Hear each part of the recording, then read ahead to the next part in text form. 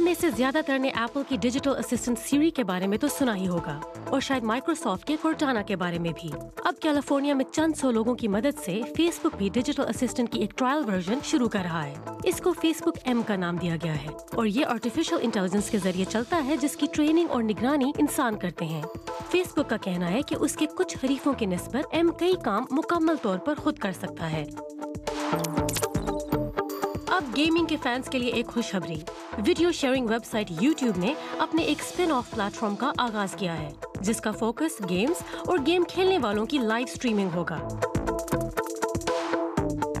लेकिन इसको ट्विच और डेली मोशन जैसी साइटों से, जहां सैकड़ों हजारों अफराद रोजाना जाते हैं, सख्त मुकाबले का सामना है। I feel the need for speed और लगता है इलेक्ट्रॉनिक्स कंपनी सोनी को भी स्पीड की जरूरत है। उन्होंने अब एक सुपर फास्ट ड्रोन का प्रोटोटाइप मुश्तरका तौर पर बनाया है। समझा जाता है कि ये तैयारा 170 किलोमीटर फी घंटे की रफ्तार तक उड़ सकता है, जो कि तिजारती ड्रोन से दुगनी रफ्तार है। ताहम कुछ लोगों का ख्याल है कि इसकी तेज परवाज मसला बन सकती है, क्योंकि उड़ने वाली बाकी चीजें वक्त पर रास्ते से नहीं हट पाएंगी। और आखिर में कुछ कंपनियां वेयरेबल टेक में नित नई इजादात की कोशिश में हैं। और जनूबी कोरिया में एक ऐसी कंपनी ने अब एक ब्रेल स्मार्ट वॉच बनाई है जिसके जरिए नाबीना लोग टेक्स्ट मैसेजेस पढ़ सकते हैं।